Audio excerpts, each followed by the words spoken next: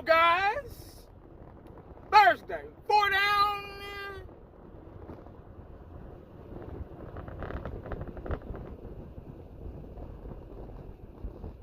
One to go.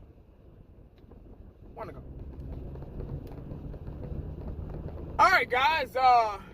Wow. Here I go again with another concern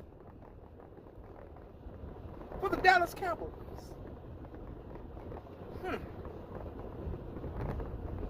Always concerned for the Dallas Cowboys. There's not a day go by where I'm not concerned about the Dallas Cowboys. Why is that? For almost 30 years, the Dallas Cowboys have been in the back of 1980s mind. Yeah. Wow. What type of team are we going to have this year? What type of offense? What type of defense? What are we going to be lacking? What type of quarterback are we going to have this year? I still don't know that. You don't know what type of season Dak Prescott's going to have. What type of receivers are we going to have? Now that CeeDee Lamb is on a holdout. Next thing you know, Jerry going to say, just like he did with Zeke, CeeDee who? Let me tell you. I wasn't gonna do this, but I just think I might. I just might. I don't mean to be trite, but I just might make some CeeDee Lamb T-shirts. You see, you just never know with Jerry. But we just might see CeeDee who. We just might see that. But let me talk about Micah Parsons. Here I go with them damn articles again. I'm gonna get enough of these articles. These articles are gonna be the death of 1980.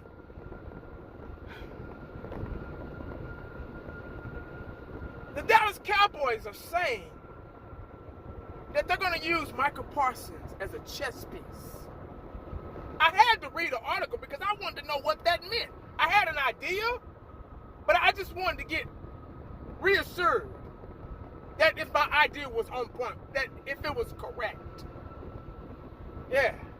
And it was. They're going to use Micah Parsons as a chess piece.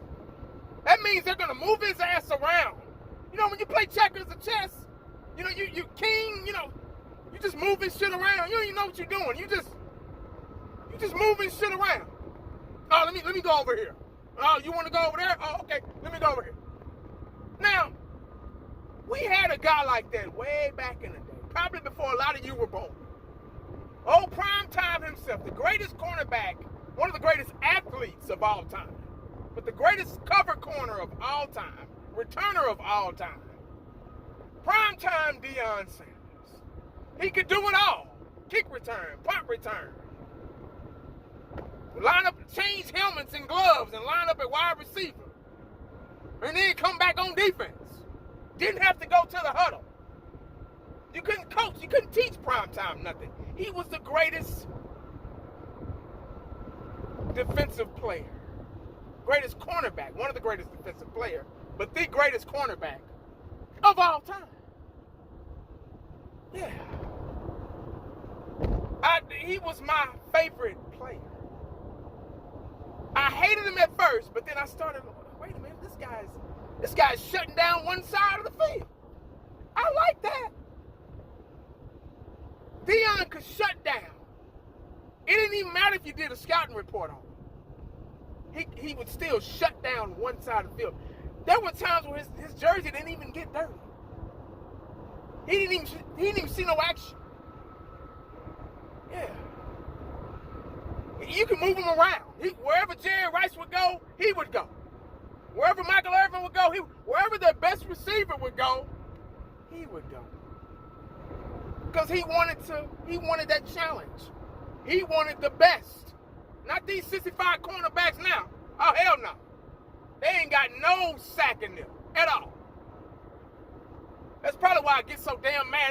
They don't even know how to turn their damn heads when the ball is in the air and play on the ball. They rather get a pass interference call than get beat. Blows my mind. I don't even know why I watch football because it's so damn sissified. But anyway. Yeah, Deion could do that. Yeah, you could do it, guy. You could he would guard the fastest receiver, the best receiver on that team. Yeah. I think they're trying to do something like that with Micah Parsons, which is a different position, but I don't even know what position Micah Parsons plays. I guess he's a defensive end. I've been trying to get his ass off a defensive end since they drafted him. They playing chess with Micah Parsons. Lawrence Taylor, in my view, was probably the greatest linebacker of all time. The motherfucker blitzed damn near every time. Yeah, he went against Parcells and said, hey, I'm blitzing. I don't give a damn. Him and Parcells used to go head up back in the day. But I love to watch him play because he was so relentless. And he made it look so easy. Micah Parsons isn't quite there yet. Micah Parsons, for the last umpteenth damn time, needs to play linebacker. They say, well, we want to move him around to confuse the defenses, the offenses, because we don't want them to know where he's coming from and all this stuff. If he's good, it shouldn't matter. We knew Deion was on the right side. It didn't matter. He was good enough to still get a pick or bat that ball down. You ain't got to move this man around. If he's good, if he's about that life, if he's a good damn linebacker, it don't matter where he line up. I get tired of these sissified ass Mike Zimmer. I got some respect for you, bro. But I just say, man, we can't do this. Y'all gonna wear that man out, dog. Y'all gonna get him out there in this heat and line him different way. His hands he always tired. Have you ever looked at Micah Parsons? Just look at him in the series. His hands are either over his head or on his hips. He tired, man. This ain't Madden, dog, where you turn off fatigue. This ain't NFL 2K25, 5. That was the last one they made before EA Sports took over the rights to the NFL games and shit, dumbasses. But this ain't a video game where you can just move motherfuckers around and turn off fatigue. What y'all think this is, man? That's a human being out there. Dog, they gonna wear him out and he gonna retire early. Because they don't know what else to do. They don't know how to draft nobody else. They say, well, we wanna open up doors for other defenders. Okay, well, open up some doors for him. Why y'all make this goddamn defensive coordinator shit so hard, man? Draft the right players. It's a domino effect, man. Y'all gonna wear that man out. Y'all gonna expect him. They gonna expect, see, when they say chess pieces and all that shit, they gonna expect him to, everywhere they line him up, they gonna expect him to, do something. They gonna kill him, man. They gonna expect him to create a miracle every goddamn play. And it's just not humanly possible, man. Especially today's athlete. Now, back in the day, okay, yeah, cool. They were born and bred to be that way. But not now. I'm telling you, it's a sissified league now, man. So, I don't know. Like I say, Micah Parsons, I'm not taking nothing away from this guy. He is a great talent. He's a talented guy.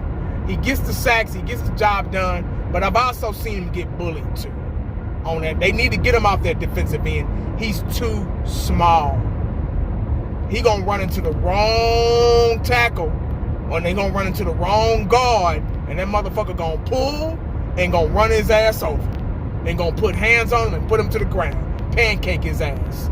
I'm just saying. Like I say, I hope the heavens from above can prove 1980 wrong, because I would love to be wrong just for once.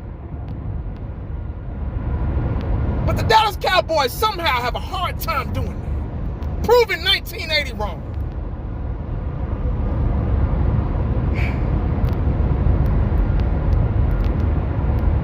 Wow. Chess pieces. Y'all gonna kill this man. You gonna kill him. Oh, we'll move you over here. Then you're going over there. Oh, then you delay blitz.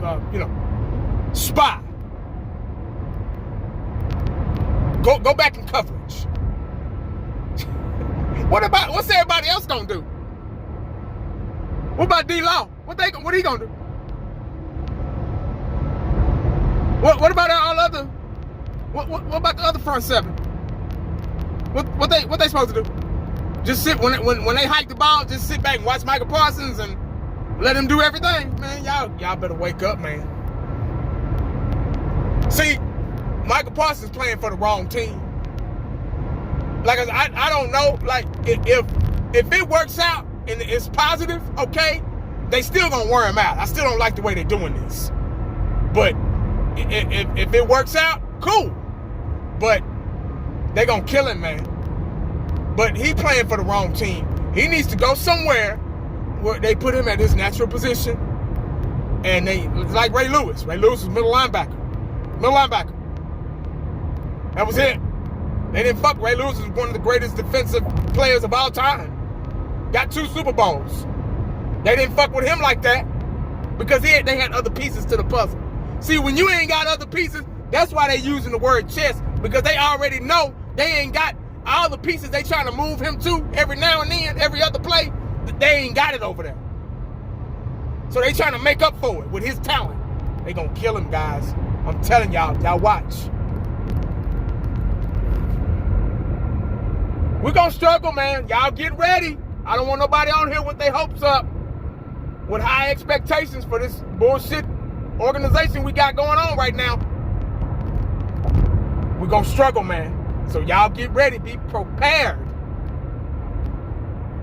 Go ahead and get pissed off now, before the season even starts. During the preseason, go ahead and break your TV or get your remote and throw it something. Go ahead and do that now. So when the time comes, you ain't got to worry about it no more.